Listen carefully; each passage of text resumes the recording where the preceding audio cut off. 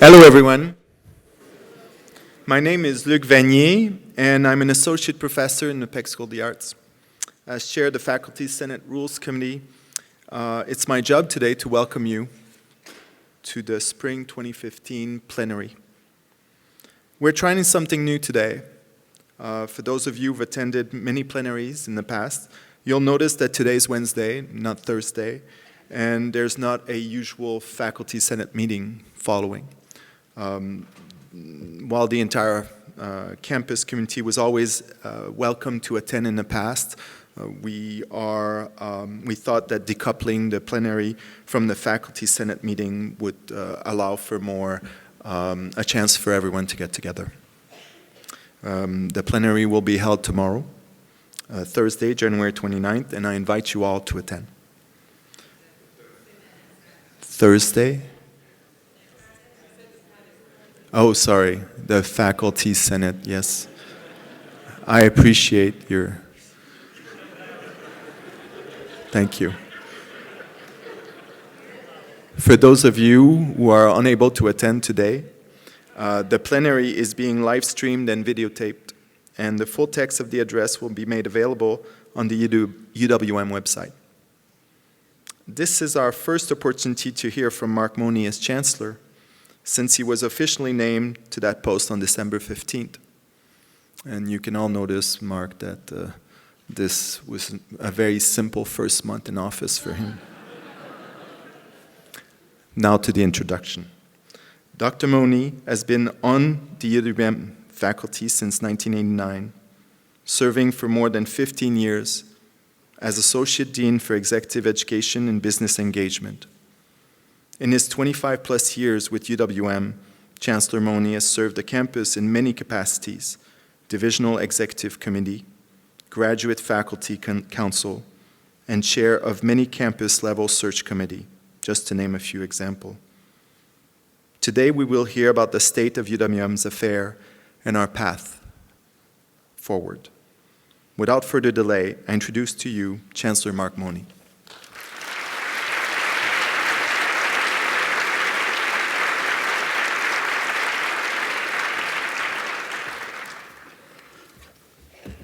Thank you, Luke. I think it is fair to say that this has been an extraordinary month, and we have challenges that are unprecedented. Serendipity is a great thing. We decided some months ago to change the format of the plenary today to allow for a more engaged conversation. We indeed will have great opportunity, and let me tell you a little bit more about the format.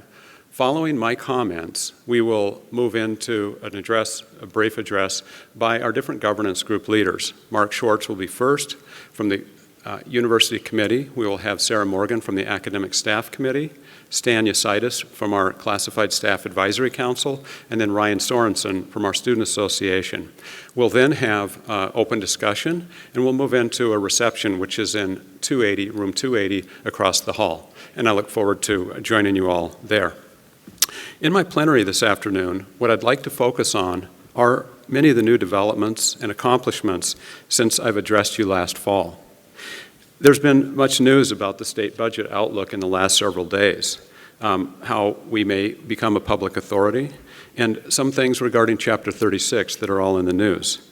I will spend most of my time addressing what we know and some of the implications, my stance, and some of the things that we have underway to address these.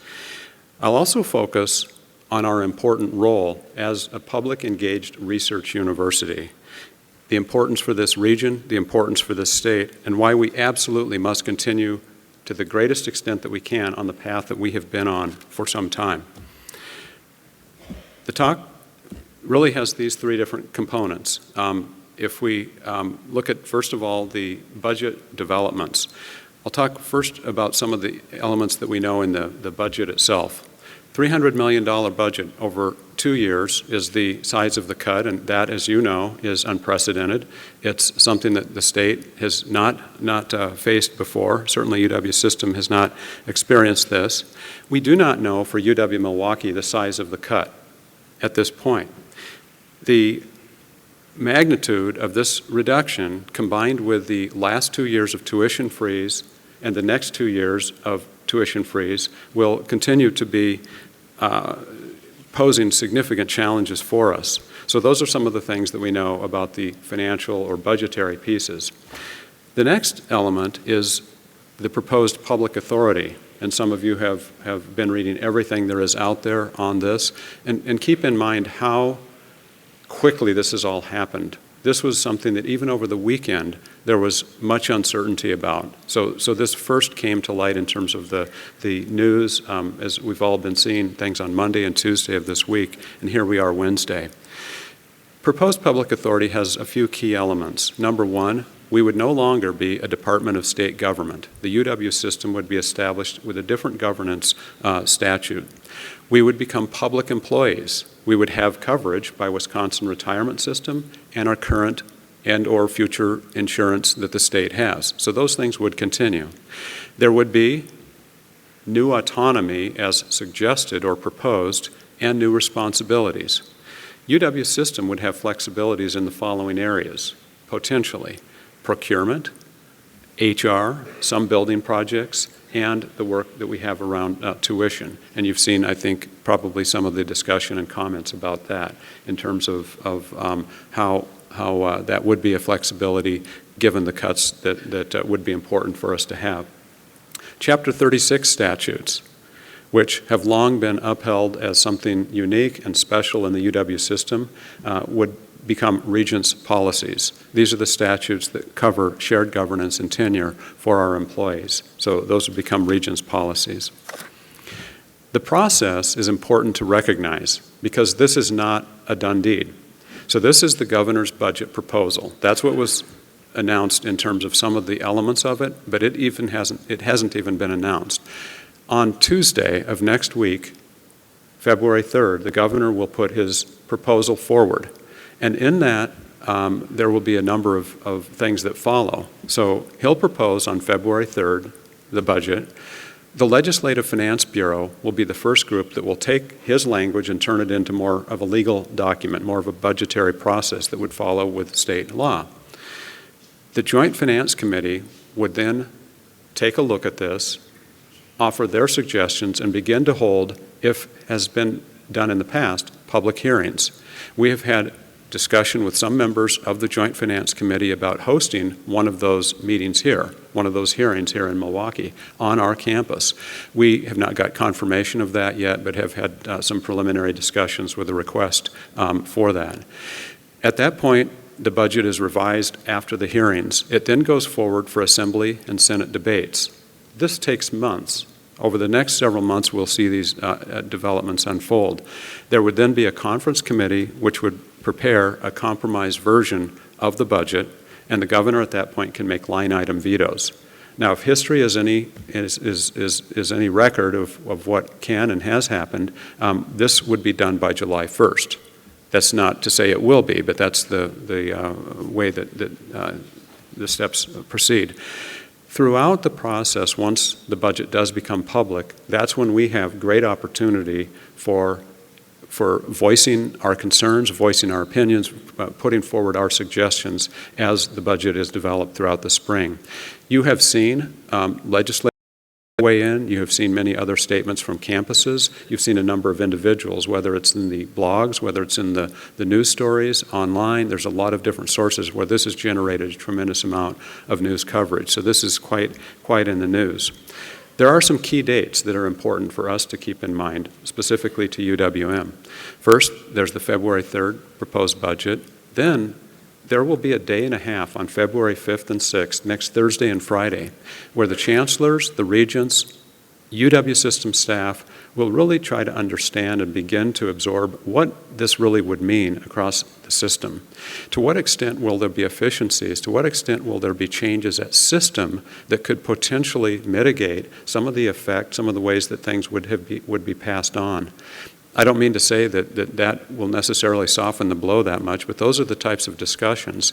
So what will then happen is there will be some further discussion of what the expected consequences of this will be. I don't know how long it will take for system to make a determination about the size of the cuts that would be administered, but I will address the campus on Tuesday, February 10th from 9 to 10 in the Wisconsin Union Room. I will give you updates with respect to what we know, and we will outline our plans for going forward in terms of the different activities that we've already been discussing and planning, and some of the task force work that's being planned at this point. If there is anything beforehand, if there's anything that's particularly important or relevant or would be valuable, I will also send an update campus-wide next week, much like the message that I sent yesterday and have been sending in terms of the updates. We will schedule monthly all-campus updates above and beyond this, but as needed, we'll communicate as much as possible and want to engage the campus with these matters. As we turn the corner and we talk about what the possible impacts may be, there's a number of different aspects that we will look at. So on the budget side, if this proposed budget passes, as we see the discussion develop and have a good sense of where things are at as we get further down the road, we will need to examine a number of different things. We will have to look at strategic realignment of our resources and programs. How are we structured? How are we using our resources? Given the unprecedented nature of the cuts, we're going to have to ask questions and answer them in ways that we haven't before. And make no mistake about it, over the last 12 years, we have had cuts. We are operating as one of the leanest research universities in the country, but we are going to have to look at things again. Some of the possibilities, and I could list many others, and that's why I put the others that will be in there. There's no answer yet to what it will be, but we'll look at recruitments, we will look at layoffs, we'll look at travel budgets, and a number of other things. There's dozens and dozens of possibilities. At the same time, as you have seen, and most other chancellors have expressed this in varying degrees of evaluation, this could mean more flexibility. I think it's fair to say that these are benefits. If they do accrue, they will not be in the short term, but there could be flexibility, there could be autonomy.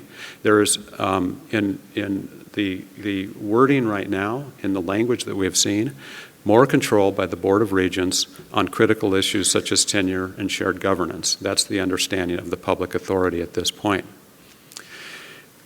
My stance, well, as just on a personal level, I think like all of us, we are deeply disturbed, tremendously concerned about the impact overall of this on our campus and all of UW system. You can't look at this from a faculty, from a staff, from a student, from a concerned citizen approach and not be. I'm a person who's experienced 3 different universities' access, the higher education, the affordability, the things that we have at UWM have shaped my world, have allowed me to be here in the way that I am and I think many of you have experienced. It's something that is special, that is being threatened. It is something that has remarkable, adverse, unfortunate impact, and I can't help but feel the impact of this. From a chancellor perspective, as I think about the programs that I have watched, as I think about the departments, the students, the employees, the personal impact, the human factor of this, I can't help but be angry. I can't help but be upset. I can't help but really think about our mission and how we cannot continue in the same way with the same values, the same way to engage and make that difference that we do, that I'll talk more about in my comments. As I think about our mission in the state as a citizen, as I think about this as an educator, as I think about the values that we all have, why we're here at UWM, I'm deeply troubled. Again, I have to say that. It will not advance our mission. It will not advance more broadly where this state needs to go, the vital role that UWM plays, and I will talk more about that in a few slides, but this is my stance. I take this then as a challenge, as a provocation, as a mandate for us to really look at the support and advocacy for UW-Milwaukee as well as the rest of UW system. I think we have to stand together, and we have to say, here's what we do. Here's the difference that we make.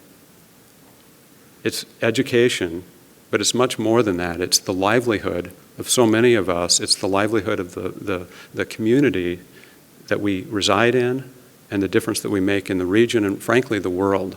I think we all believe and know that. I will do everything that I can to advocate and call for increased support. And I'd like to outline some of the things that we will do and have been doing. The things that are in process and in progress right now, what we will continue to work on is putting together a budget planning task force. I've asked Johannes Britz, our provost, and Robin Van Harpen, our vice chancellor for finance and administrative affairs, to co-chair this. There will be representatives of our faculty, staff, and student governance groups involved. This task force is going to be critical for helping us determine how to best manage our campus budget if the proposed budget changes are made. We have a lot of friends in the community. We have many individuals on our foundation board, our donor base. Various schools and colleges have advisory boards that can be reached out to and will be. I had a meeting of a group last Wednesday. This is a group that I sometimes refer to as a kitchen cabinet, or also known as an industry and community leadership group.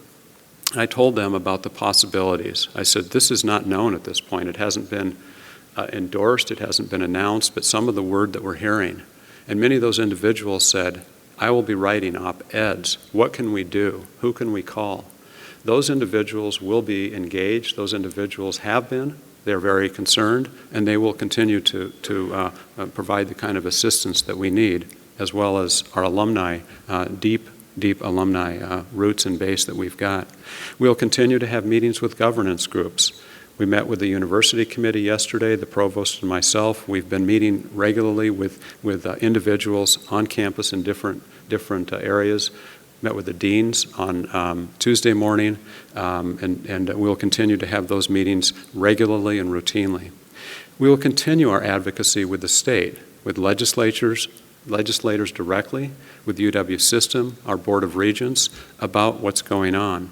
We will be announcing and rolling out very quickly our communication plan and talking points. It's in our best interest to develop even more crisply, more compellingly, our value proposition. What do we bring? How do we continue to add value to our work that we do? So if we can move to the next. I would like to tell you my commitment beyond my view, my stance, and the things that we have underway. I will commit to you, if you don't know this already, that I will work with all of our constituents on and off campus. You have my promise that I will be open, I will be transparent and accessible. I will communicate with you regularly. We'll make sure that everybody's apprised as to the things that we'll be going through together.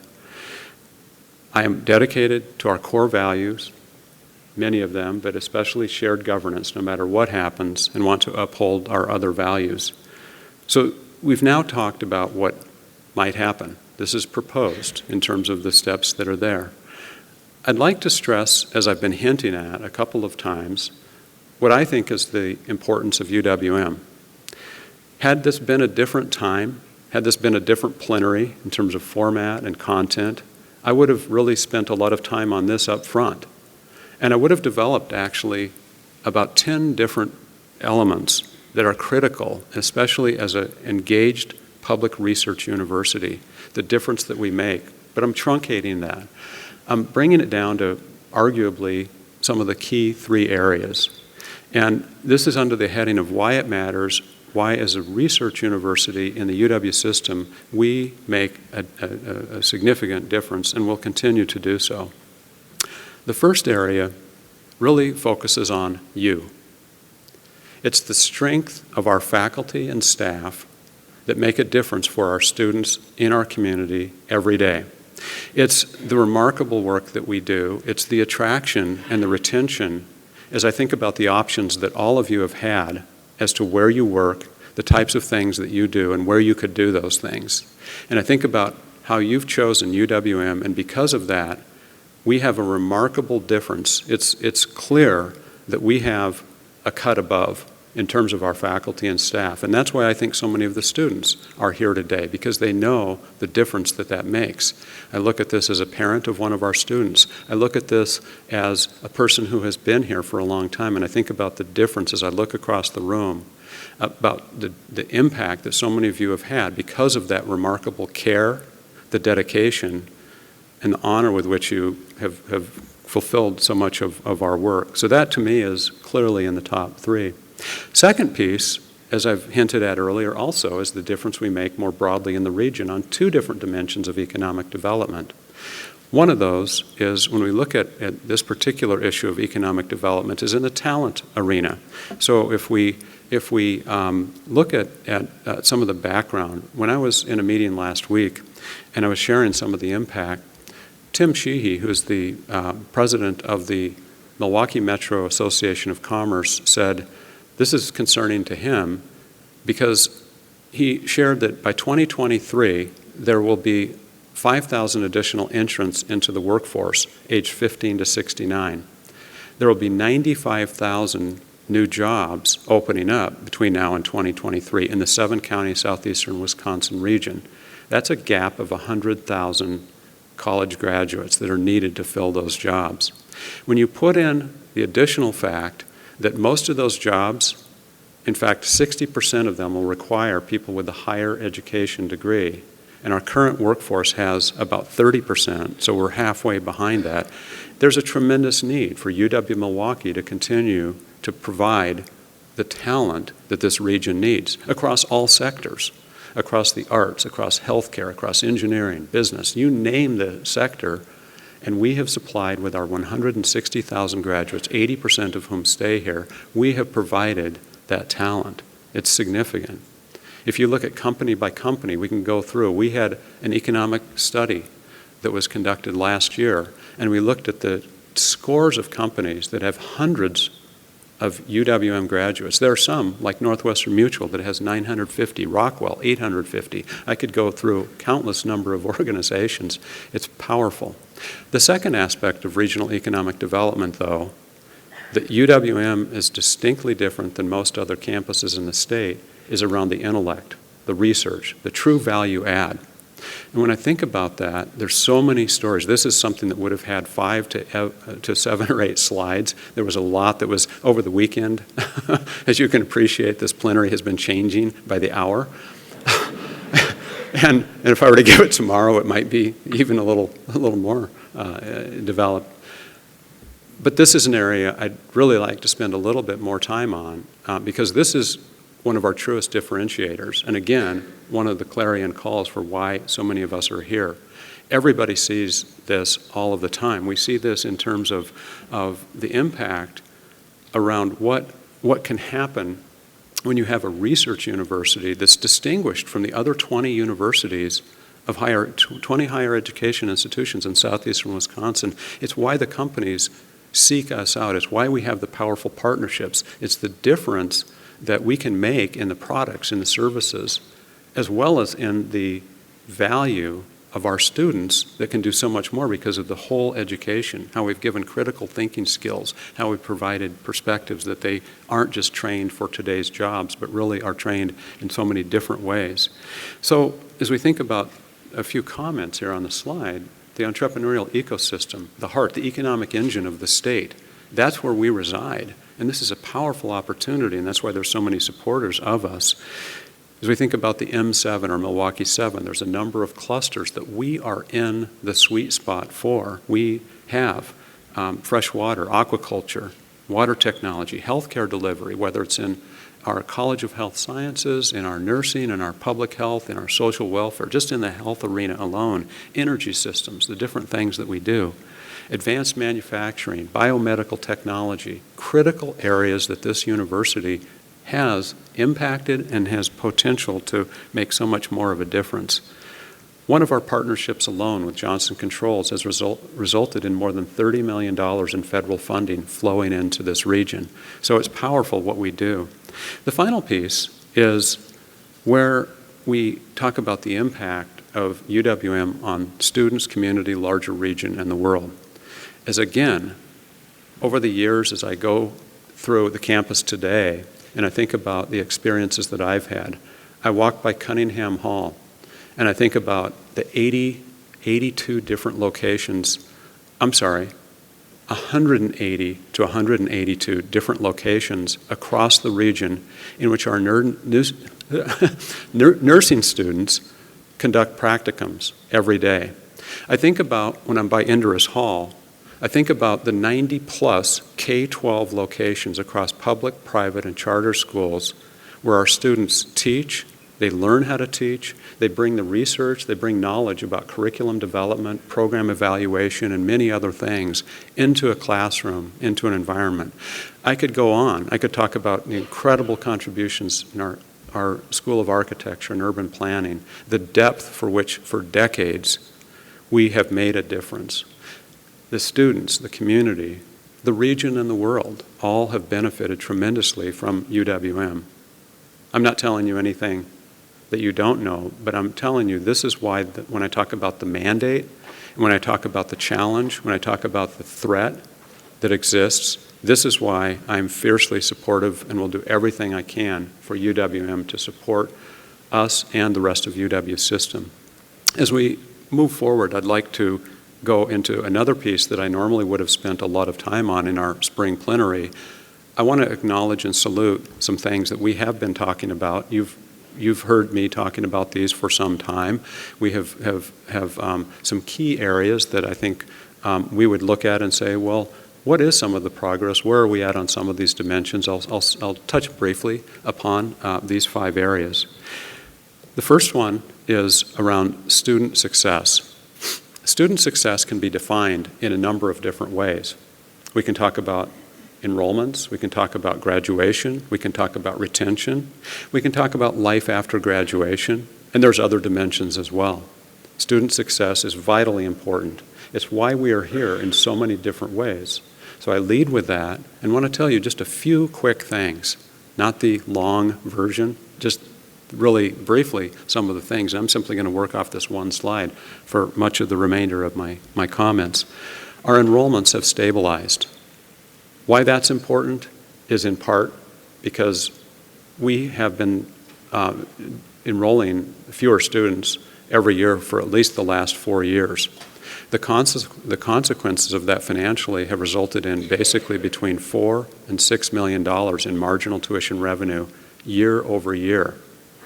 Now, if you think about the magnitude of the cut, think about the potential magnitude of the cut for UWM, our enrollments can help in the future if we can continue what we did this year, which is stabilizing things, and the stabilizing right now is projected to have made a $1.2 million positive difference after 4 years of $4 to $6 million negative, again, year over year.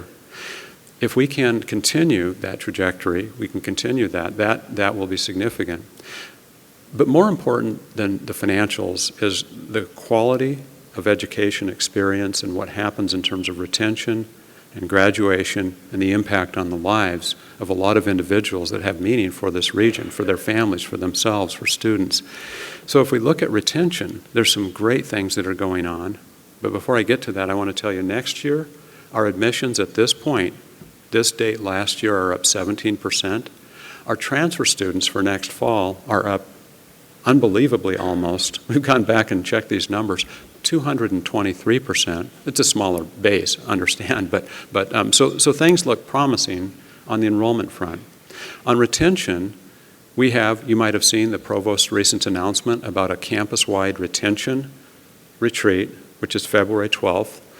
There's a group that went to the John Gardner Institute to develop an intact team working across a number of areas on our campus to look at retention strategies and tactics, and we're working on implementing that plan. It's very exciting. We also have to talk about what's happening in math.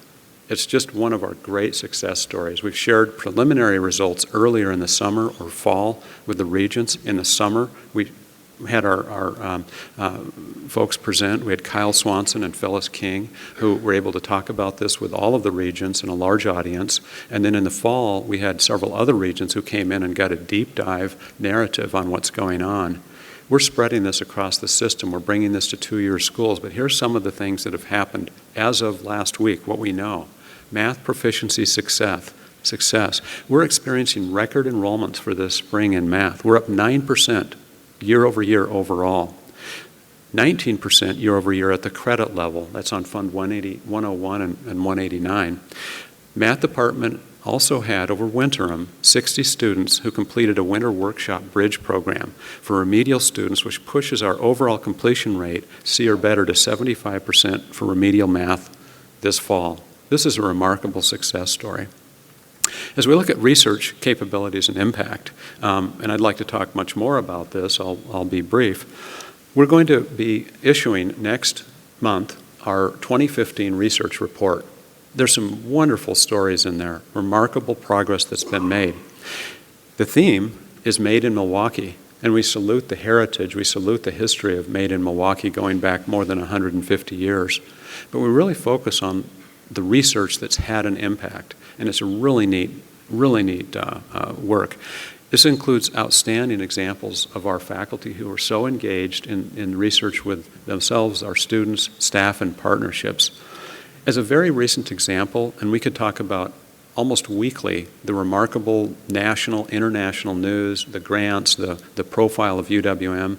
But one of the latest things is that next week we will have one of our faculty, Professor Junhong Chin, who is in the College of Engineering and Applied Science, and he's going to receive next week the inaugural $50,000 UW System Regent Scholar Grant to engage undergraduate students in developing a prototype smartphone-supported sensor for low-cost, real-time monitoring of heavy metal ions in water. So this is a neat accomplishment.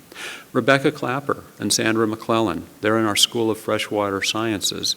Their research has been looking at the safety of our water and beaches and have been getting great press and great recognition. Adele Nasiri, College of Engineering, who's been creating energy microgrids. When we're in Washington, D.C. and talking to folks in the Department of Energy, they're very, very interested in this work and many other aspects related to a number of things that are in the works. Research is our differentiator. There's no question about it. That's what UWM's special niche is as compared to so many other elements in the UW system, and in particular in this region, as I've stressed before. On the community and alumni engagements, again, there's so many things I could talk about. One of special note is our recognition for the Carnegie classification. The Carnegie classification is not bestowed that easily, and there's a tremendous amount of work that many of you were involved with helping put together the documentation for this. But it is a remarkable accomplishment, and it's recognizing that we're one of the top universities in the nation. I would thank Vice Chancellor Joan Prince for her leadership on helping pull the pieces together. When we think about other activities and engagement, we can think about the endowed professorship with Johnson Controls, which has recently been filled and is a wonderful accomplishment. We can think about our work with MPS, Milwaukee Public Schools, and Milwaukee Area Technical College on what we're calling M-Cubed, with a number of development aspects being put in place to increase the pipeline of students from our largest public school systems through UWM. Beyond those areas, when we talk about our climate and culture, there's some important developments that have happened. And again, there's many things that we could talk about, but two in particular I would stress. One is that I have charged the chairs at this point, and we are forming a Chancellor's Task Force on Sexual Violence and Prevention. They will focus, from my charge to them, on identifying training needs, assessment and evaluation practices, and communication policies and practices.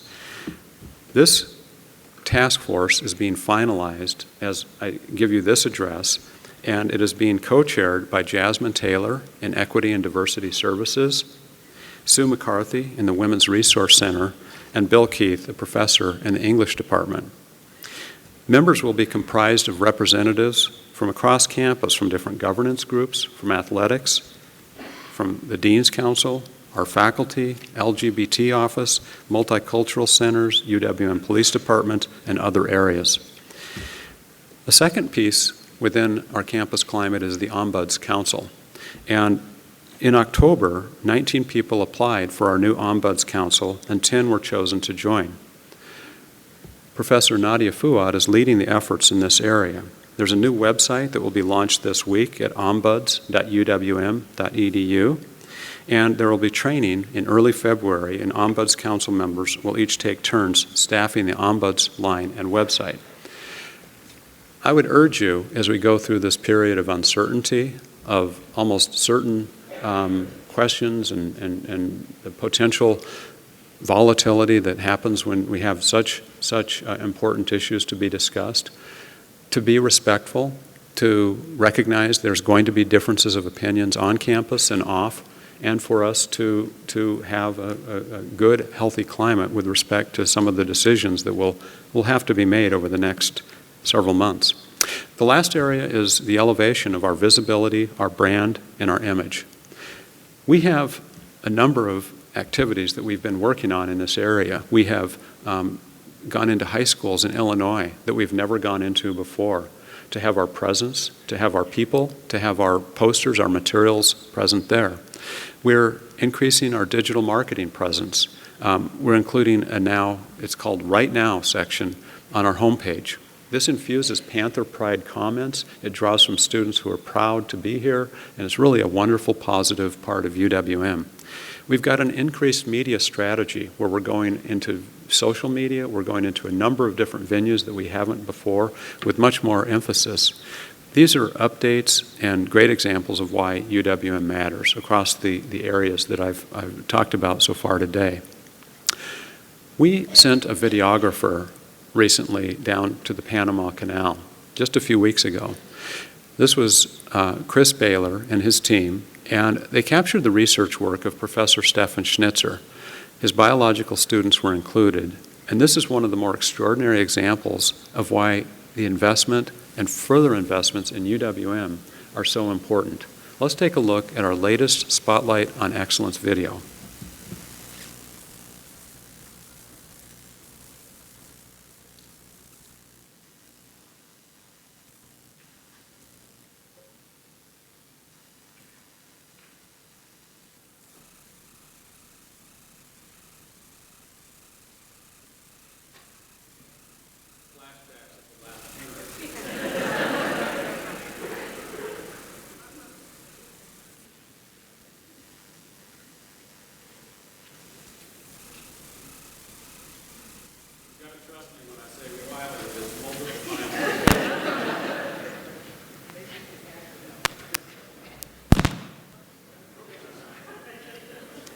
If this does not work, we'll be putting the link on the webpage, and we'll be sending this to the entire campus right away, if not later today, first thing tomorrow. It's about a 4.5 minute video.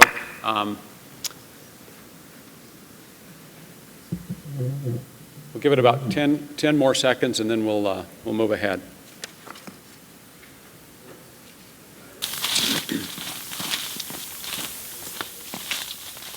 Here, every day is an adventure. That's how it really is. Here in the tropical forest, every time I come to the field, I think, okay, let's see what I'm going to see today.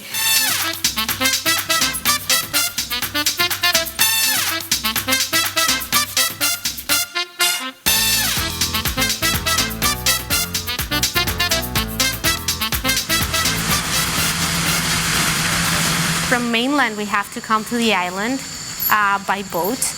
And from here, we as well have to use smaller engine boats that take us to the different remote sites. Sometimes it can be a little scary when you're passing a boat that's maybe 3 or 4 stories high and you're in this tiny aluminum boat making tiny little waves.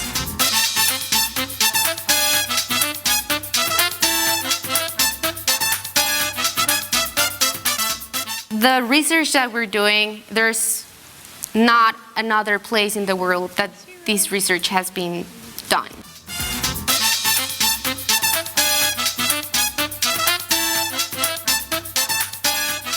Lianas are a key component of tropical forests, and they have been a key component of tropical forests for millions of years. We're interested in how the competition between lianas and trees might affect the structure of the forest and the amount of carbon that is within the forest. Tropical forests store and accumulate 30–40% of all of the terrestrial carbon on the planet.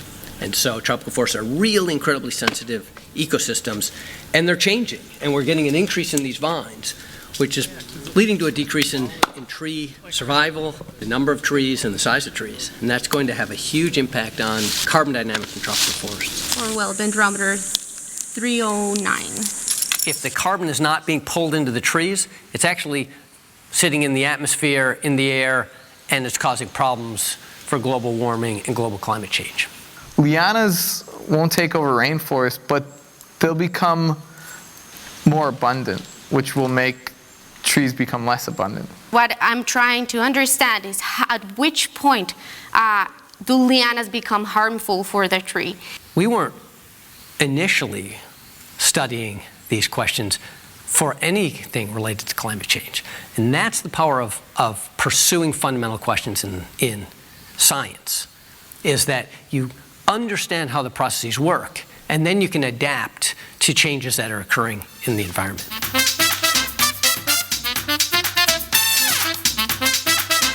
My students, both undergrads and grads, get to interact with some of the top tropical biologists in the world. And it's something that we can offer students through the Smithsonian, but we can't offer it without the Smithsonian. So we're really fortunate to be able to work with them so closely.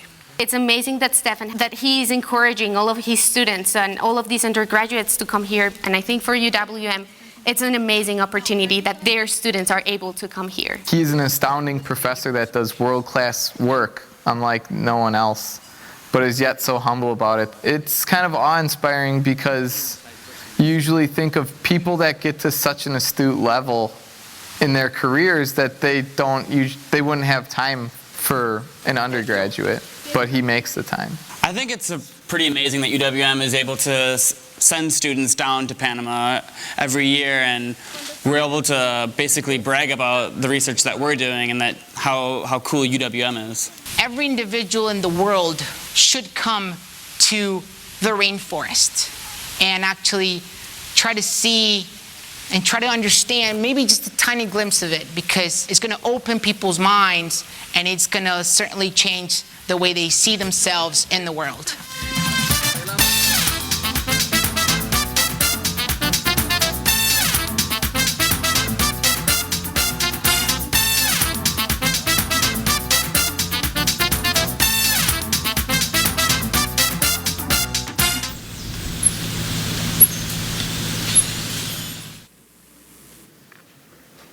Wasn't that great? Yeah.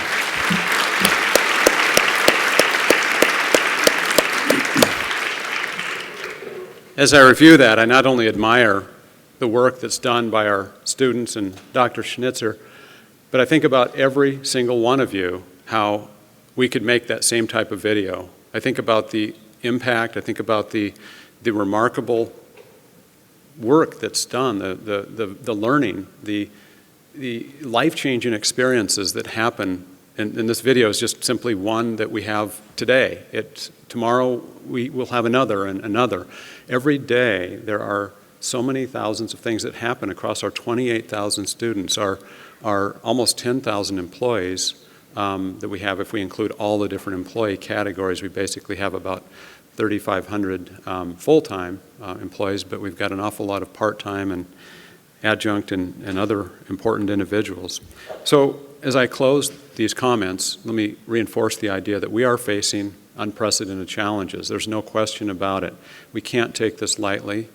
This is something that is very concerning to all of us.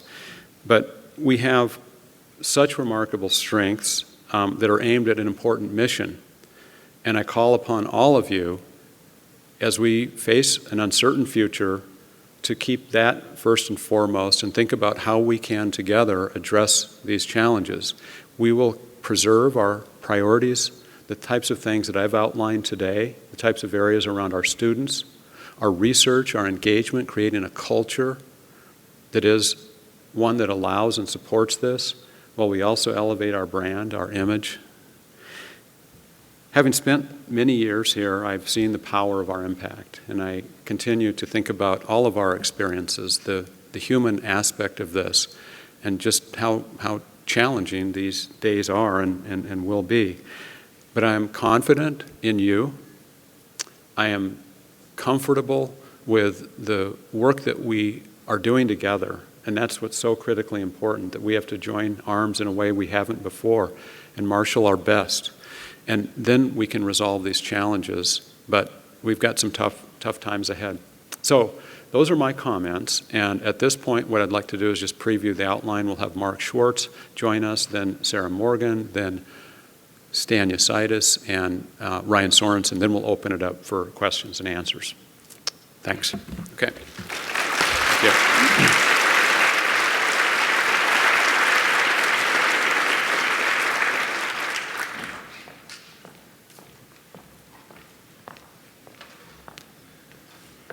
Thanks, Chancellor. I've been contemplating what I'm going to say, and those of you that know me know that I'm not one for unscripted comments, so this is kind of a dangerous time for me. I have to tell you, I've been contemplating the goals that I set for my life, the things that I thought for the world, and I'm deeply troubled, and I'm angry, and I'm realizing I have to control that, and the Star Wars kind of thing. I can't give in to the dark side, but nevertheless, so what I want to tell you is, I think though one of the things that has come through to me is that the need for shared governance has never been clearer to me than in times like this. This is where we do the sifting and winnowing to find the truth. And perhaps what we say will not be listened to, but we will say it, and we will get it out there, and we will make sure that what is being done is understood as best we can. So with that, I just want to give you a brief kind of outline of what's been going on from the University Committee's perspective. We first became aware of these things in late December and have been carefully monitoring them since that time. A lot of the information that finally came out was about all that we had been told, so it wasn't, in that sense, all that surprising. What we are doing, you are probably aware that there was a meeting on campus last Friday initiated by Dean Swain. I thank him for initiating that. There was a student newspaper article about that. There was also a follow-up article related to our UC meeting yesterday. I'm kind of not used to that kind of scrutiny of the things we do, but I think overall it was a good thing in that regard. Our University Committee has been looking at these issues very thoroughly, and one of the things we asked for and have been granted an op-ed that will appear in the Sunday paper, and we have prepared a draft for that. And we will be sharing that, or I will be sharing that draft with the Faculty Senate tomorrow at the Faculty Senate meeting. So as we look at this situation and as we move forward, I also urge you, this is why we created the ucnews.uwm.edu page. We are trying to post all the information that we have there as we have it. So I encourage you to look there to see the latest information that we have. Obviously, stuff's been moving like a swirl here. There are a tremendous number of articles out there. There are quotes directly. The governor was on the radio this morning, so you can hear some of his direct comments. But in any event, I think I'll close at that point, and I just want to say again that shared governance, in my mind, is what has made our university great. And I thank you for the privilege of working with you.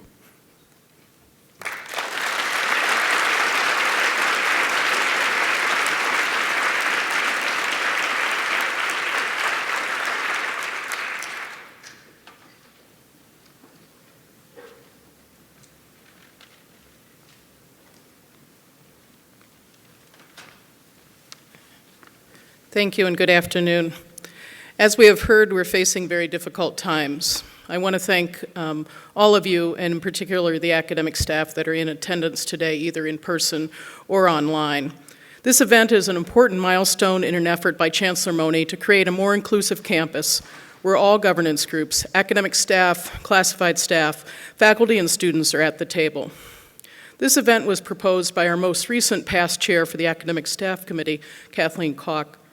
Prior Chancellor plenary addresses, as you heard, have been followed by a meeting of the faculty. The request from Academic Staff Committee was to uncouple the Chancellor's plenary address from the faculty meeting and provide an opportunity for all governance groups to come together. I also want to thank the University Committee and the Classified Staff Advisory Council for their openness to this new inclusive approach. I think this is an important demonstration of our intent to collaborate on achieving UWM's strategic plan and vision for the university as a powerful force for economic growth and improved quality of life in our state. While we do not yet know what lies ahead and what it means for any of us, I want to assure all academic staff that we will be at the table as discussions move forward. We will be represented in the Chancellor's Budget Planning Task Force and also have representation on other key committees and task forces. We realize this is very important to all of our constituents as well as to the committee itself. Our goals as the Academic Staff Committee are to represent the interests of academic staff across campus to the best of our ability, to ensure that the policies and procedures we have worked so hard to put in place are followed, and to keep you informed about issues as they arise. The academic staff is close to completing a report that looks at the appointment types held by teaching academic staff, which is sponsored by the Provost's Office, initiated by past ASC Chair Gene Salzer, and completed by the Center for Economic Development. While we realize that the recommendations that come out of that report may be impacted by the current budget issues, we still plan to release that report at our March meeting of the Academic Staff Senate. Please plan to attend that meeting on March 10th at 2:30.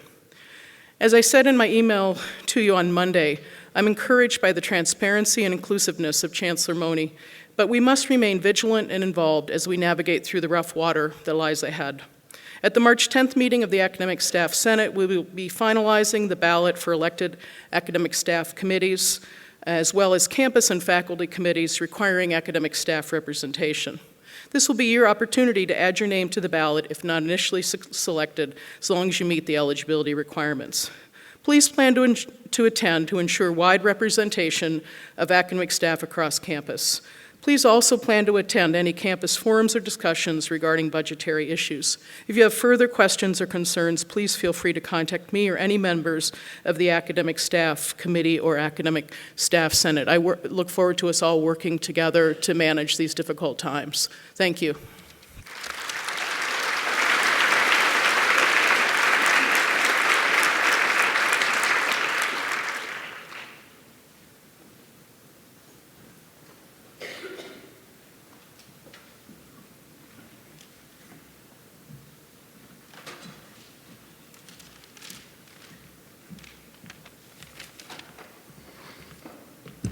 Good afternoon. I'm Stan Usitis. I chair the Classified Staff Council. I work in the Department of Admissions. You can reach me at extension 2940.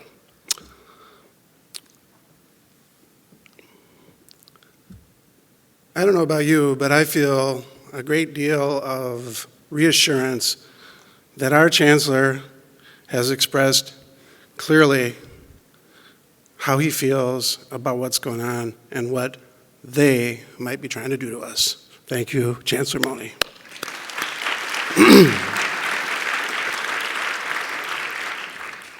And I'd like to thank Chancellor Mone for his ongoing support of the Classified Staff Council, the newest governance body on campus.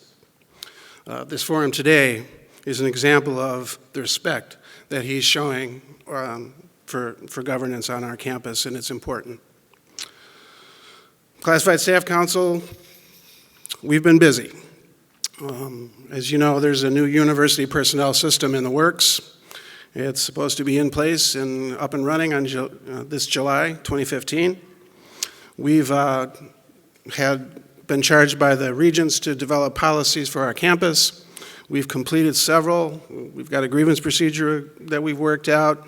We've got a layoff procedure that we've worked on. Hopefully that we won't have to use it, but it's there. And about a dozen other key procedures that have to be in place for a personnel system to work come July. We're going to share that information, and we want to share that information. One of the first things we'll be doing along that lines is an open forum. It's going to be during spring break. We thought that would be a good opportunity in terms of traffic levels, allowing a lot of people to attend. It's going to be held in conjunction with the Human Resources Department on Friday the 20th of March at 9:30 in Lubara Hall, South 151.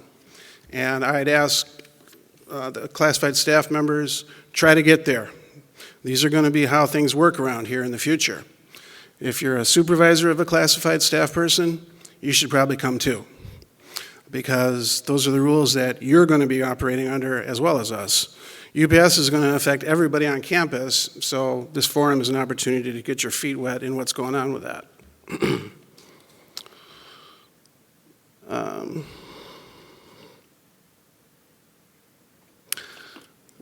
Governance is different for classified staff. Ever since Act 10 changed the way the world is for us as classified staff members, we've been building this council and our participation in campus activities. The council is going to be asking members of the classified staff more and more to participate. Chancellor Mone mentioned a few opportunities for that are coming up right now. What will be key for the successful participation of the classified staff is support for that work. Recognition that service to the university is as much a part of classified staff service as it is for every other group on campus. Supervisors have direct impact on that ability to serve. And I would like to ask and encourage you to facilitate, move that forward, and let us join in on the efforts that we're facing. All the way down from the top levels, deans, division heads, supervisors, department chairs, we need your support to do this. It's different. We can do it. We've had a lot of success so far, and I'm looking forward to it. With all the changes that are coming, and I don't think it's a question of if, I think it's a question of when. There has never been a time when it's been more important for us to all recognize that we're in this together, and we are going to have to work together to see us through. Thank you.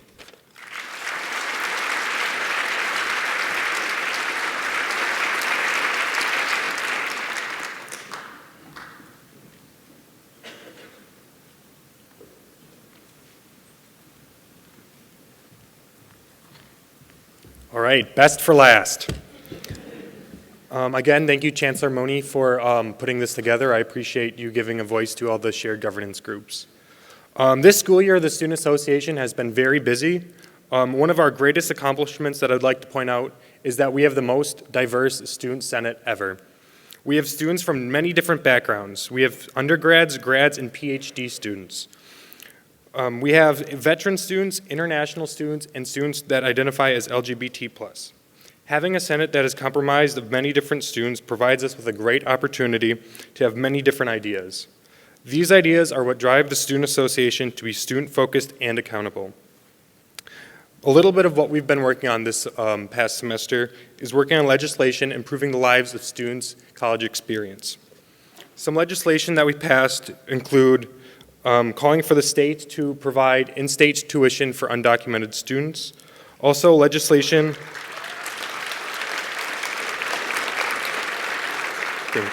We also passed legislation focused on improving the veterans' classroom experience. During the election season, we also participated and worked with many student organizations and community members to register students to vote and make sure that they got out and vote. We are also in ongoing discussions and involvement regarding the new student union project. The Student Association at UWM has also been playing a significant role in developing UW system student representatives. This provides all elected student government officials with a strong unified voice to communicate effectively with the state legislature and UW administration. Representing over 28,000 students is always difficult and provides us with many challenges. But these challenges keep us moving and keep on pursuing to strengthen the student's voice. We always continue to hope and to improve the greater student participation. Thank you. And I'll turn it back to Chancellor Mone.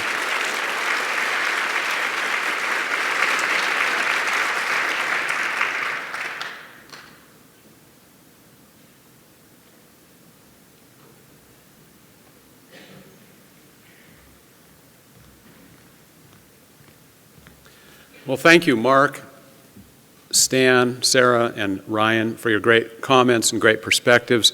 I would say from a pilot, from an experiment, this was a success, and I'd like to see this continue. And it does provide a great opportunity for us to engage more and to hear more perspectives. With that said, I'd open it up for questions and answers for myself or for any of our governance group leaders that you've just heard from. So feel free to ask away, please.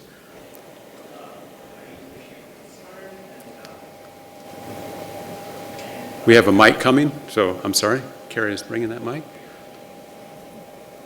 So it appears from your from the news reports as well as from your comments that it looks like a massive shift of transfer from the legislative to the executive, because in some sense we see the regents on the board as representative of the executive and not necessarily the representatives of the UW schools, separate independent schools. Are we going to have any, so in that sense, the flexibility that's gained is gained by the executive, not necessarily by separate individual schools. So is there any talk going on or possible about the composition of the Board of Regents? What I understand right now, and first qualifier is that what the governor has announced thus far in his press release yesterday was a draft document that would be announced, I anticipate, in more detail next Tuesday. The composition of the Board of Regents in the narrative that I've heard so far in the discussion with other chancellors and directly from the system president is that the current Board of Regents would transfer over identical to become the governing body for the public authority. Now, if we look at the experience that happened in the UW Health when it became a public authority, it did change as the legislature reviewed it, as I understand it, and the legislature wanted to have some additional membership from the legislature. I don't know what the composition ultimately became, but the proposal right now is to have our Board of Regents in the exact same roles, the same procedure for selecting, for appointing them, the same confirmation approval. That's what we know right now. Again, it's early. I can't say what will happen in that regard, but that's what we know right now. Okay.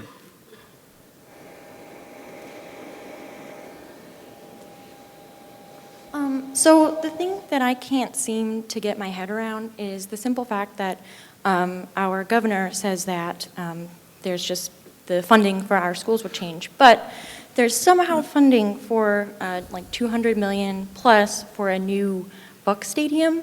So I'm just wondering why we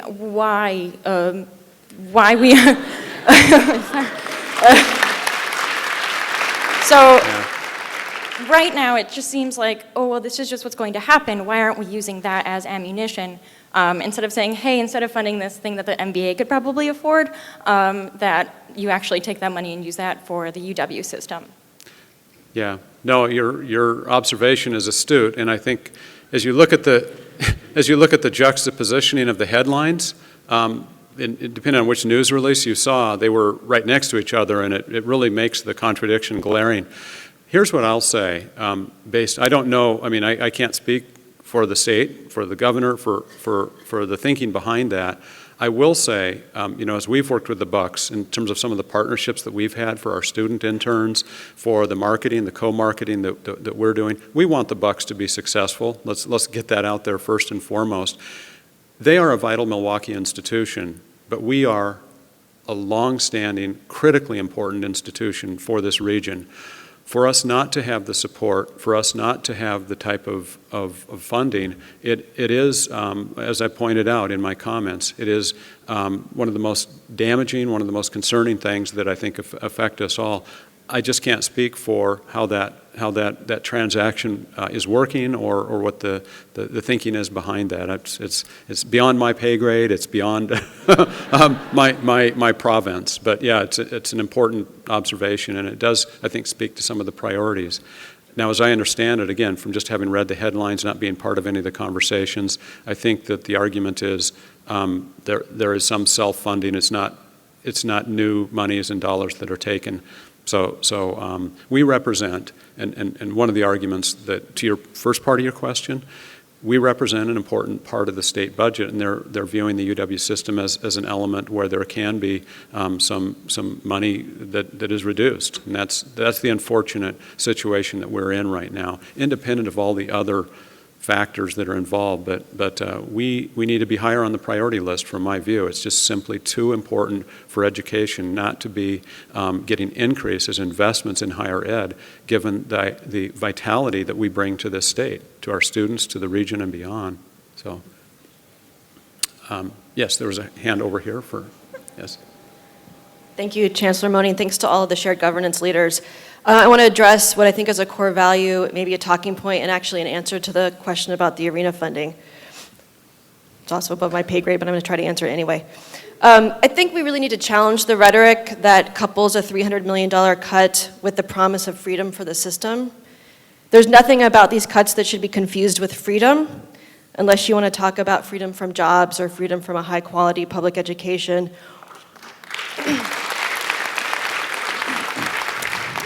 Or more seriously, if you want to talk about how the elimination of Chapter 36 may imperil academic freedom. Both the cuts and the elimination of Chapter 36 are the products of ideology. So this is the answer to the question about the arena. And it's an ideology that favors privatization. It's not a budget crisis. The budget shortfall was created by investments in tax cuts, the prison system, and roads. Financing tax cuts on the back of our public education system is a choice, like funding a new arena is a choice. So what I'm hoping is that we think more about how we promote our core value of a truly public university system, a system that's built on shared governance and a system that has in fact built the state of Wisconsin. Thanks.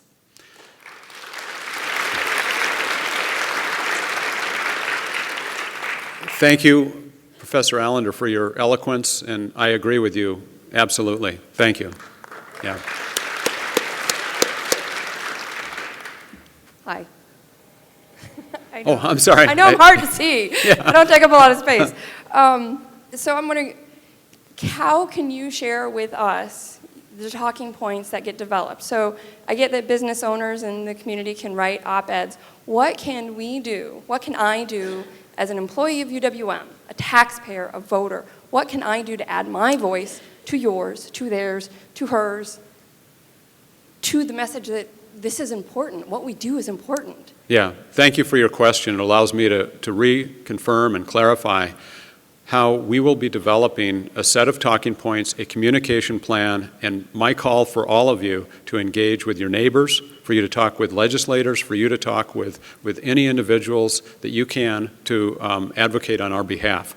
And you're absolutely right. We will be cultivating, we will be working with all the different groups that I mentioned, and you, for this very important cause. Tom Lujak, our Vice Chancellor for University Relations, has been preliminarily working on some of these pieces. We'll be working with our task force, our budget planning task force, as part of that group as well. And we'll be having, I will be able to share with you on Tuesday, February 10th, at least an outline of what some of those points would be and what the steps will be for us to move forward.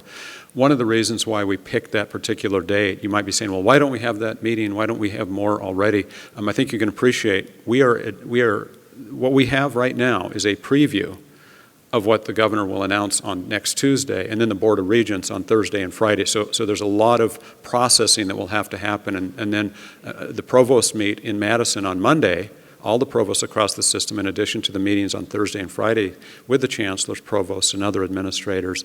And then we think by Tuesday, we will, it'll be right on the heels of that, but we think we'll be able to bring more information forward. But we will proceed with those points. Thank you. Great question. Yes. Yes. Yeah, I'd like to ask a question that relates to some of the things just said. One, I'm not clear how what you said about no new tax monies going. It seems to me that it's tax money that we used to get to pay for everything else that is now shifting. So the idea that this is no new money or something seems to me a little weird. But the other thing is you mentioned Tim Sheehy being so enthusiastic about UWM, but I noticed again in that newspaper article where there was the juxtaposition that she and his group came out forcefully for supporting the $220 million. And although they supposedly are dedicated to us, I didn't see similar reports, similar broadcasts from them. And what hope do you have that, it's going to play out any different than it has been with the Sheehy and the rest of them? Yeah, well, good question. There's two parts to your question as I understand it. One is bringing us back to the support of MMAC for the Bucks and the issue of taxation for them, and my comment. And again, I'm not the expert. I did happen to hear on the news last night, there was a sports attorney who was talking, he was drawing the graphs and the math, and as I understand it, this is funds that are generated off the players, the NBA players, both the Bucks as well as other visiting teams that create that tax support. So it can be, in that sense, self-funded. That's the extent to my knowledge. I don't know, more than that. So, yeah. So that aside, Tim is a good friend of the university. You may have heard him at the June 5th or June 6th address to the Board of Regents, where he stood up and made a strong case for UWM, and I will be asking him to do that as well in the future in terms of both public and behind-the-scenes types of settings. So Tim has been a strong, long-standing good friend of UWM, but I think he can be supportive, and again, that's the idea. I wouldn't want this to be, and I wouldn't want to position this as us versus the Bucks in any way. Unfortunately, the timing seems to present it and suggest that, but I don't see this as the trade-off in that way. Yeah. So this gentleman has been having his hand up for a while. My name is Greg Schell. I'm a University of UWM alumni. In regards to the legislators, I'll give you all an example that's effective. My brother was in Vietnam. My father didn't want him to go. So every day, my father called Congressman Zablocki and told him, get my son out of Vietnam. He came out of Vietnam 1 month sooner by just constantly calling legislator. I'm with another organization, and I saw that one of their they had the Keystone XL pipeline. When I was with the march, when I went to UWM with March, with the alumni, the representatives there were waiting to hear from you. Either they hear from the lobbyist or they hear from you. And unless you tell them that you find, which is just elementary, that education is priority over sports, they won't know. And the more you talk to your students and let them know that, the greater the outreach and the outspeak will be to them. But you have to communicate to the students that their education is being challenged by forces that are unknown. And the problem is, those students are our future. Thank you. Appreciate that. Yes, over here, Sarah.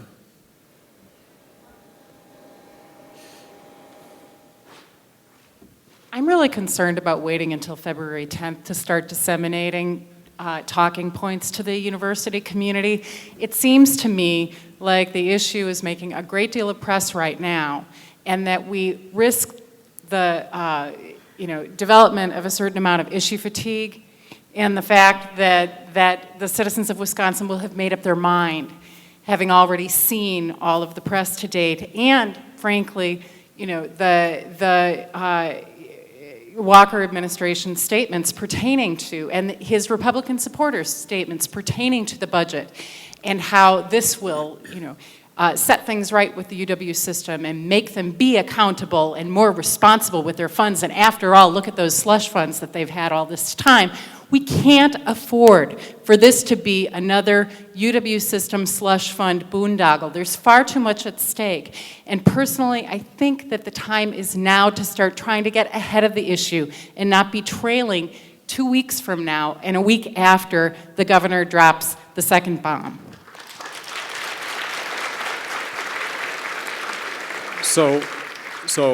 I certainly feel that urgency as well. My only hesitation, which I'm going to follow with a suggestion, is that we don't know yet, and this is what I mentioned earlier, is if we know early enough next week, if we see where things are going with the official announcement, again, what we've got right now is a preview of what will be part of the budget.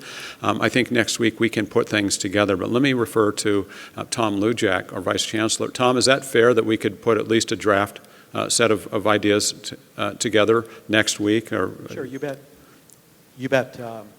One of the challenges that we face is that, as the Chancellor mentioned earlier, we don't know exactly what the cut will be to UWM. And Sarah, there's nothing that stops individuals in this room from, on their own time, with their own email, reaching out and communicating their view immediately. We've heard a lot of comments here today, but as the Chancellor pointed out, the Board of Regents is going to be reviewing this, and we are getting some direction in terms of what the cuts that we see, or what the budget plan that we see next February 3rd, next Tuesday, will actually mean on a campus-by-campus basis. I'm in the legislature. I'm not in the legislature. I'm in the Capitol, meeting with legislators on a regular basis, and they want definition. They want details, and the notion of broad overstrokes doesn't work as well as when you come in with specific facts. And that's really one of the reasons why we are waiting to get as much information so we can be as accurate as possible when we do present the institutional view. That said, the Chancellor, obviously we have media here today. This program, or this event, will be broadcast in multiple platforms tonight, and that it's very important that they know the general position that we have here, and that communication through the Chancellor will continue on a daily basis over the next week while we wait for the governor to actually present the detail behind his plan. Thank you, Tom. And I will be on a number of different statewide programs tomorrow and Friday for interviews, for media appearances, making the case for UW-Milwaukee. As I mentioned, if it does seem that we know enough that we can put together that compelling, powerful package, I'd like to get that idea. I have your same instinct. Sooner it would be helpful, but I don't want us to go down a path that overstates or reacts in a way that we don't quite know yet. Certainly, general directions we do know, but we don't know some of the truer impact that we will experience. But if we can, next week we will get some draft language and some suggested talking points out for you. So I think I'm here next. A lot of people, this is directly in response to these issues, and I have 3 modest proposals for this group. It's neither a question nor an answer. But I hope you'll find this useful regarding our presence on social media, which I think is sort of like the dark matter of the universe of journalism. The first project, action, is the MJS discussion board meeting. We're getting hammered right now by right-wing operatives in the comment sections of local publications. We need your voice, all of our voice, to counter the scurrilous accusations of politicians, trolls, and operatives. So, I don't need to clap, I just need y'all to do this. So, create an account on MJS Online and participate in the discursive equivalent of cage fighting. Don't be shy, but be truthful, civil, and never feed the trolls. Go beyond MJS as well, as this is a state issue. The second thing that I would like us all to do is what I'm calling a friendly Facebook flood. Like, if you are on Facebook, if not, get on it. You know, all your kids are on it. So like the pages of statewide politicians and tell them what you think about these proposed budget cuts. Comment on their posts. It needn't even be relevant to what they are posting on. Just tell them what a $300 million cut to the system will mean. How do you, for instance, cut $20 million from UWM by July 1st? Number 3, and my last point of action here, is a February 3rd Twitter storm. Join in a campaign to tweet the damages on February 3 when Walker's proposed budget is trending. Using the hashtag #SaveOurSystem, that is hashtag #SaveOurSystem, address the following question. How do these cuts harm UWM, higher education, and our students? Do it in 140 characters or less, of course. I know that that will be difficult for some of my colleagues. That hashtag again on February 3, it's a coordinated Twitter storm, is to save our system. Now there are a few other things that I could propose in a more humorous way. I think we should do a bake sale in the union to perhaps set the target at $20 million, and we could follow that with a Kickstarter campaign for a $300 million outlay that I'm sure we'll get at least a couple $100 worth for. Thank you. Thanks, Lane.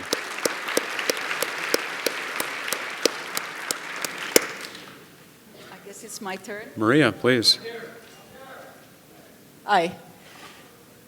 Mark, thank you for this day and for bringing us here, all of us together. I am very reassured by the fact that we have a chancellor who has been an active member of our shared governance from all sides of that so-called bridge to the dark side or the bright side. It's the same side. And I want to share one thought that I shared in the many meetings that you had on campus before this all came public. It was happening at the same time when the demonstrations in Paris were happening. And in my mind, while I'm just as concerned about the budget cut as everybody else, Je suis Charlie was also important. Chapter 36 symbolically is even more tectonic than the large budget cut. It really is about democracy, because if we cannot practice it in our daily lives, how can we teach it to our students? How can we prepare them for a life of democracy? And it is about freedom of speech, about freedom of inquiry, about being able to do all research, about being able to report the results of that research. And I think for me, protection of shared governance and protection of freedom of inquiry and freedom of speech are really, really important, and we must not have them swept under the carpet of the 300 millions, even though that is a really massive carpet. So that is my message to you. And there is a budget number that I want to remind those of you who've been in forums before. In our system, for $1 that a student and their parents and everybody else who contributes give to the system, the state used to match with the state dollars $1, and at UWM, that number used to be for $1 that a student contributes, it used to be matched by roughly $0.50. I'm rounding here. This still is an equity issue that we have been talking about for a long time. Can we remind our system that they should not forget about that when we're looking at how to cope with the 300 million? Yeah, thank you. Thank you, Maria, for your important statement and well-spoken support. That's just another quiver, another arrow in our quiver for the types of arguments that we will make for UWM. There continues to be that inequity. I think many of you remember the funding allocation work group that was put together with a previous chancellor that we were a part of, and unfortunately that did not move the needle in terms of receiving greater funding for UWM. But that's just one of a number of things that we will be reminding folks of as they determine how the cut will be distributed across the UW system. We have great needs, but more importantly, we have a great case that can be and must be made in terms of why the investment in UWM from the state needs to be protected. So I agree with you completely. There was, I think, a person up above that, oh, okay, all right. I came downstairs, thank you, sorry. I have what I think is a really practical question.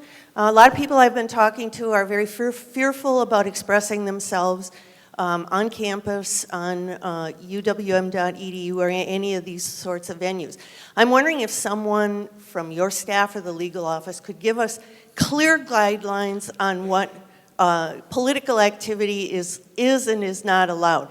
It seems to me we should be able to talk about the fate of our university without being worried about being spied on by NSA or the governor's office and taken to task for that. We have actually, thank you, Connie Jo. We have actually drafted language that just in that particular context. Jolie, can you help me out? Tomorrow or Friday, could we have that out? Is that kind of a timeline that you think we might be able to put together? Okay. Okay. Okay. So in the next 24 to 48 hours at the latest, we will have that kind of guidance out. And by the way, it will be very similar to the type of note that we issue every time around election time, you know, the use of campus resources in our time and things like that. So it basically draws from that. But excellent suggestion. We'll have it out. Yep. Yep. Yes, John. Hi, thank you. Hello, how you doing there? Thank you very much for your words today. Practicality, let me put it this way. Autonomy sounds great, it's a sexy thing to put out there. Well, you know, this is really privatization of the state system. What I wanted to know, if there's been discussion, or if you've been proactive about discussion as to the reality of this will be, we might have the same regions, but these regions now are going to have to take on the responsibility of funds, of raising funds, of dispersing funds, of even a greater magnitude than they have in the past. I don't know how they can do it. I guess I'm asking the question, have there been discussion at local campus levels that each campus may have their own advisory board, their own regents board, their own managerial board, so that we can take advantage of the autonomy that we're implied to receive? At this point, there has not been any discussion along those lines, John. The understanding that I have is that in the future they do like the idea of decentralization, where much of the decisions would be happening at a more local level. But to your point, this is a Board of Regents that will have a different role. There will be different skill sets required, different expertise, because that Board of Regents operated with a different UW system staff and legislative relationship, and now that will all change. So I could envision that discussion happening, but to this point, there hasn't been any. I like your idea of, well, let's be proactive with that, and when I'm next week with the Board of Regents, we'll see where they're at, and we'll ask that question about to what extent will there be or could there be some, I don't know, to get it to that local level.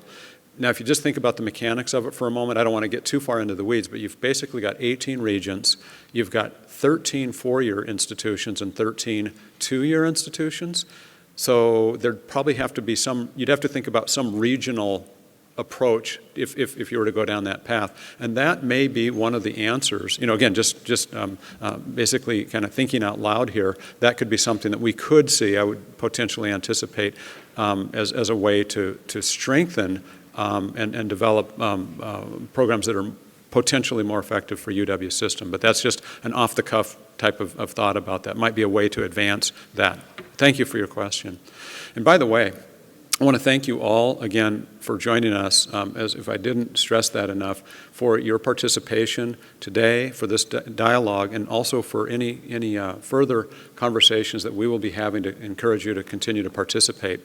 We do have time. I know a number of people have left, but they're probably wanting to hit that reception. Time for maybe another question or two, and then we can continue the conversation in 280. Here, please. Yes.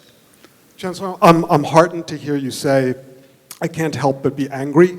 I was starting to get concerned that you were starting off with what I felt like was falling into a rhetorical trap of talking about how efficiencies might mitigate the damage, and the anger came later. I understand Professor Schwartz's comment that needs to be channeled in a certain way, but I hope you're going to lead with that with that passion, rather than talking about efficiencies and mitigating, because the potential damage is really extraordinary. Yeah. One other thought that also feels like it got buried. When I'm concerned that number 2 of the top 3 points that you foreground in terms of what makes us special is contributing to the economy. Of course, that's important. I don't think it's what distinguishes us as a research institution, and I don't think it's something that, well, our failure to communicate that is part of why the sort of rhetoric that's going on now is taking hold. And what you said a bit later after the remarkable video that you showed is, I think, what we should be illustrating, is use the term life-changing. And that's what Professor Schnitzer's work does. That's what the work of all my wonderful colleagues here does. And we need to communicate why we change people's lives, not just how we give them skills to do a job. Thank you. Thank you.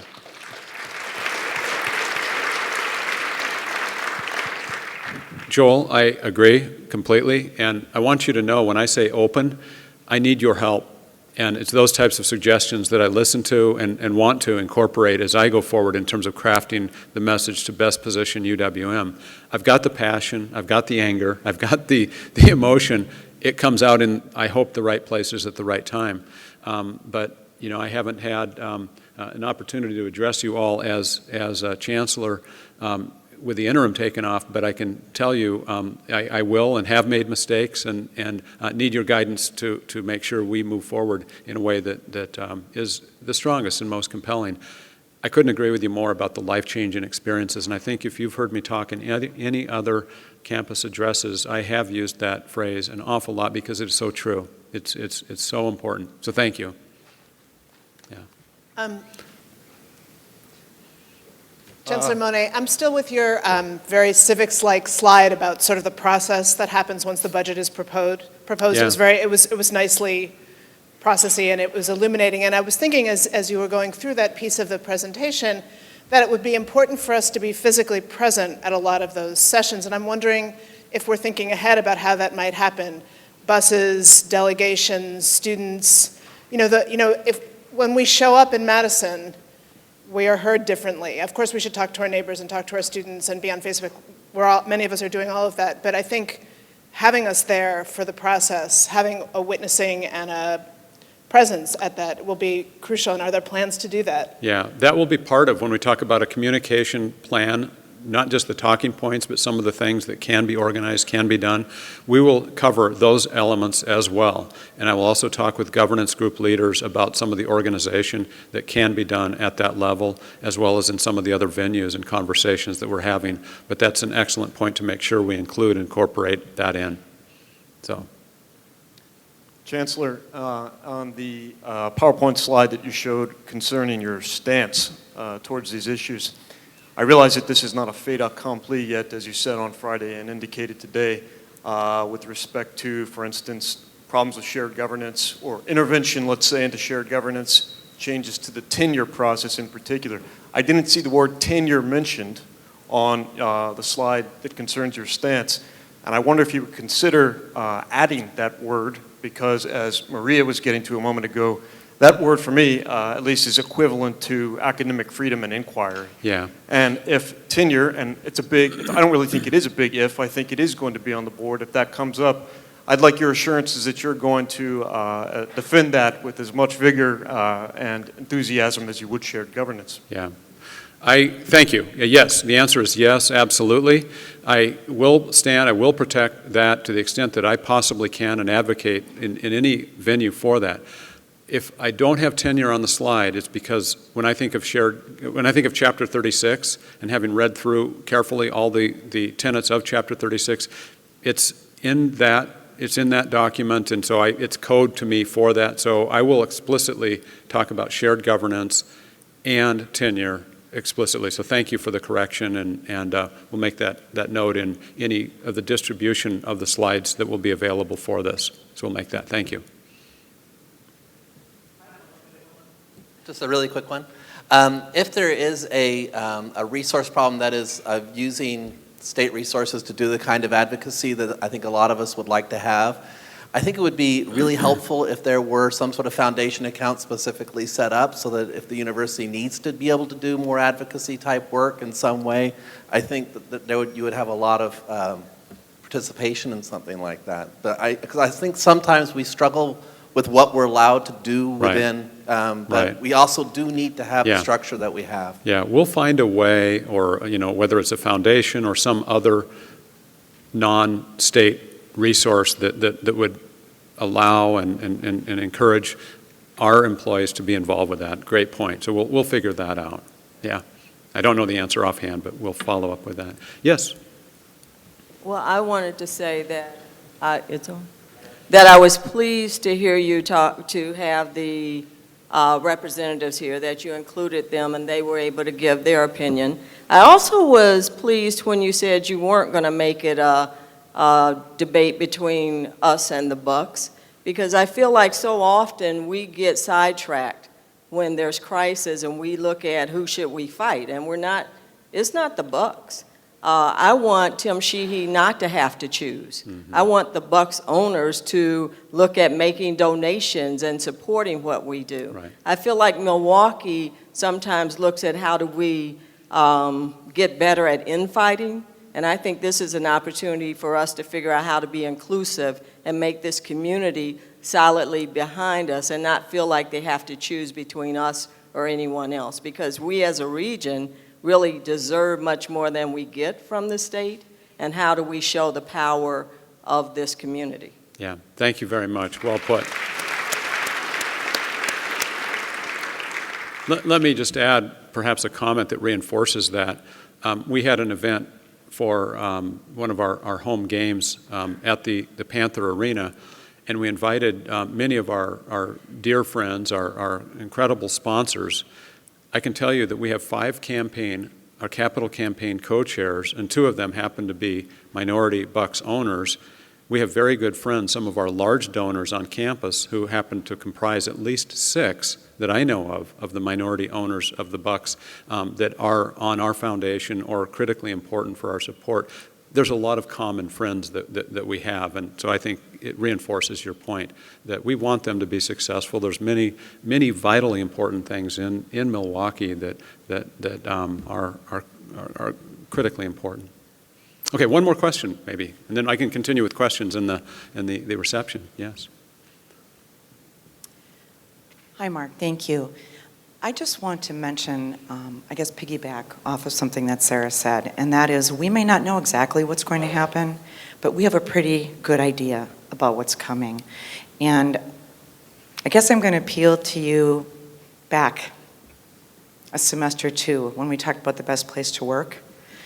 It's very difficult, obviously, to be an employee at UWM during these difficult times, but I think what's most difficult is the frustration of not knowing how and when and what to say when we are sort of under attack, and the rhetoric that we are reading on a daily basis and being confronted with on a daily basis. And while I appreciate that you and Tom really do have to be careful about what kind of information is put out there and how we respond to things, in my tenure here, I feel that we have been all too often reactive rather than proactive. And so I would really hope that, I know that it's important to get the information right, but I would really hope that as soon as possible, even if we can just get a couple bits and pieces that we can sort of share broadly and, again, inclusively, so that we're all sending the same message. Because a week or 2 from now, there's going to be that much more out there that we're going to have to respond to. And I think it's just really late. Yeah. Well, thank you very much for your comment, and you're adding the reinforcement that I need to, as I think about our budget planning task force and the work that Johannes and Robin will be leading, how we really incorporate and perhaps even expand the work to think as well about our communication response coordination with that work. We already have communication built into that, but to really talk about the urgency with which we could put some things out there. So let's see what we can do, and we'll try to put up as soon as we have enough knowledge. And you're right, I mean, generally, directionally, the types of things that we can advocate and support, no matter what the magnitude of the cut is, there are some language issues and things like that we'll have to be sensitive to. But let's see if we can get some things out next week. Thank you. Yeah. Okay, thanks. Thank you all again. Okay.